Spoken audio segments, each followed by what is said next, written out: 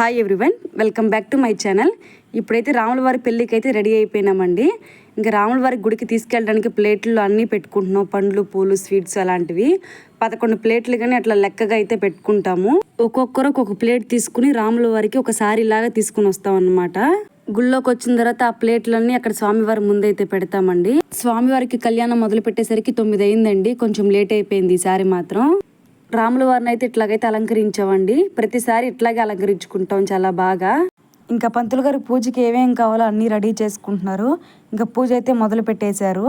ఎప్పుడు కూడా మా పెద్దత్త పెద్ద మామ అయితే కళ్యాణం అయితే జరిపిస్తారండి. ఈసారి వాళ్ళు ఊర్లో లేరు, బయటకు వెళ్ళారు కాబట్టి వాళ్ళ కొడుకు కోడలు అయితే జరిపిస్తున్నారనమాట. ఈసారి కళ్యాణం అయితే ఒక 2 గంటల సేపు అయితే జరిగింది. హడావిడి ఏం లేకుండా ప్రశాంతంగా జరిగింది. అమ్మ వాళ్ళ సైడ్ అయితే రాముల వారి కళ్యాణం శ్రీరామనవమి రోజే చేస్తారు. ఇట్లా మిగతా రోజులైతే ఏం చేయరండి, ఒకే రోజు చేసేస్తారనమాట పూజ అంతా కూడా.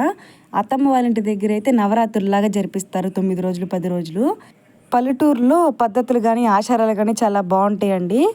ఇంటి దగ్గర నుంచి స్వామివారికి సారి తెచ్చేటప్పుడు కానీ అట్లాగే ప్రసాదాలు తెచ్చేటప్పుడు కానీ టపాసులు అయితే బాగా కాలుస్తారు. మేమే కాదండి, ఏ రోజైతే ఎవరి పూజ ఉంటుందో వాళ్ళు కూడా బాగా కాల్చుతారనమాట. అదొక సరదాగా ఉంటుంది. ఫస్ట్ అయితే స్వామివారికి కంకణం కట్టించారండి. కంకణం కట్టడం అయిపోయిన తర్వాత జీలకర్ర బెల్లం అయితే పెడుతున్నారు. ఇంకా బొట్టు కూడా కట్టేశారండి.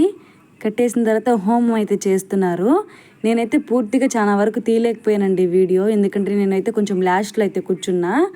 హోమాలు కూడా అన్నీ పూర్తిగా కంప్లీట్ అయిపోయిన తర్వాత ఇంకా మళ్ళీ ఇంటికైతే వెళ్తారండి భజన చేసుకుంటూ. పంతులు గారు అందరూ కూడా వెళ్ళి ప్రసాదాలు అయితే తీసుకుని వస్తున్నారు. చూడండి, ప్రసాదాలన్నీ తీసుకుని వచ్చి ఫస్ట్ కొంచెం రాముల వారికి ప్లేట్లో పెట్టేసిన తర్వాత ఇంకా ఊర్లో ఉండే జనాలు అందరికీ పెడతారు.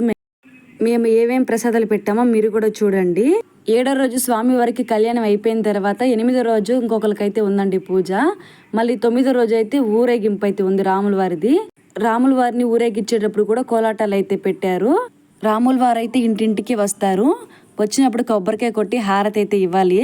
మా వీధిలోకి వచ్చేసరికి రాత్రి 12 అయ్యిందండి. అప్పటి వరకు నిద్ర మేలుకుని హారతి ఇచ్చి కొబ్బరికాయ అయితే కొట్టుకున్నాను. రాముల వారిని ఊరేగించే రోజుతో 9 రోజులు అయితే కంప్లీట్ అయింది. లాస్ట్ దండి 10వ రోజు వసంతాలు అయితే ఉంది. వసంతాలు అంటే నీళ్లు పోసుకోవడం, డ్యాన్సులు వేయడం అలాంటివన్నీ చేస్తారండి. రాముల వారిని కూడా తీసుకుని వస్తారు. చిన్న పటం అయితే తీసుకుని వస్తారనమాట. ఈరోజు ప్రతి ఇంటి దగ్గర ఒక బిందులో పసుపు నీళ్ళు అయితే కలిపి పెడతారండి. మేము కూడా కలిపి పెట్టాము. ఆ పసుపు నీళ్లు ఒకరి మీద ఒకరైతే పోసుకుని జల్లుకుంటా ఉంటారు. పిల్లలు పెద్దోళ్ళు కూడా ఇట్లా డ్యాన్సులు కూడా వేస్తారు.